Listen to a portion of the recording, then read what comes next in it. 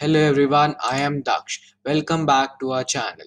So now we will be learning the new way how to make a new folder in your Pycharm Community Edition. First of all, right click on your mouse, then folder. I will like to write here py and then opening it. Now make again a new folder. Uh, Anything you want to write. Right click and open folder as PyCharm Community Edition project. I have already opened it. Yeah, here it is. We have made a folder. This way actually it is used for opening files etc. in PyCharm. So this would be helpful for you later. I just said that we will use this method of making a new folder on a desktop, then opening it as a PyCharm Community Edition project. It will be used later in files. So let us try one code, but you don't need to look at it. I'm just giving you an example. Let me paste. It is a file. Let me run it. Yeah, everything that is in this file mboxshot.txt, uh, it is printed over here according to this program. I hope you have understood this. Hey everyone, I am Daksh. So let me tell you about the data types once again. This is type true. This is a class bool. This means it is a Boolean expression. Do you remember what is Booleans? I think so, yes. Booleans are true and false. Um, Now next I have put the double quotes. Do you remember that whenever we put the double quotes or the single quotes, it becomes string. So you can see it has become class string. Str means string and type 3 is integer. And now what do you see? I have put a decimal and 0 and it has become class float. Actually float, Python makes every object as a float whenever it sees decimals.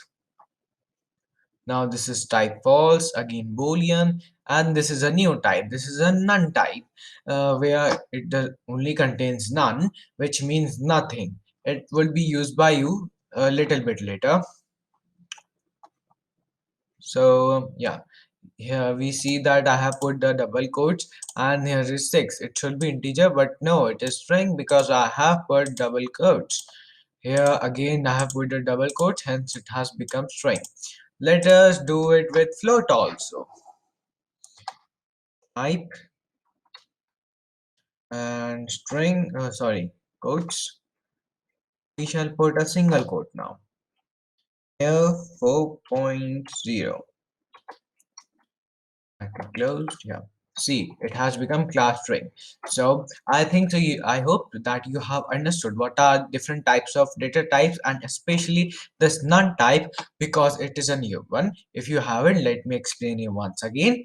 None type is a type in which it only contains none, which means nothing. It will be used by you later, and you will get it more afterwards. Thank you, and have a nice day ahead. Hello everyone. Today we'll be going through some revision exercises and I'll be explaining the use of parentheses, colons, commas, indentation and then at last hashtags. Let's go to parentheses. So parentheses, as you can see here, are used to enclose a object or a string or any value like we can see here. So when we are taking an input, we are input is the main keyword here, while the parentheses are enclosing the text that we want to use. Then if we look at this here, these variables, it's the same with normal functions like converting into integers, converting into floats or strings. And then we also use it to enclose our variables or objects when using the print statement. Okay, let's go on to colons. So colons, as you can see, are here to show that what happens after this. What happens after this statement. So as you can see here, if comes before print. So print is a secondary function to the if statement. Same goes with elif and else. Then we go to the comma. Comma, as you can see here, is used to show which word should come after what. Like here you can see, here we are using it to show the way, the order in which the three of these things are to appear. So the first is the integer type, the float, then the string. We can see it here also. So this is the integer, this is the string, sorry, this is the float, while this is the string. Okay. Now the comma, then the indentation. So the indentation is used to show like this, like the colon, to show that which statement precedes or comes after which statement.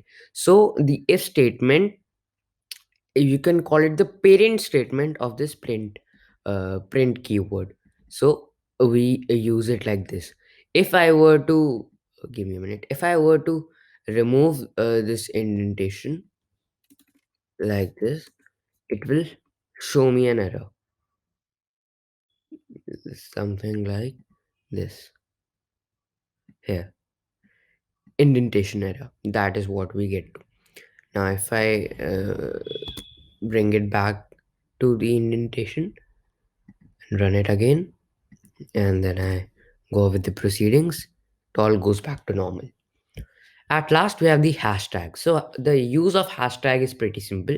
It's just to show a comment. So like here, this won't be counted or this won't be implemented when I am running my statement.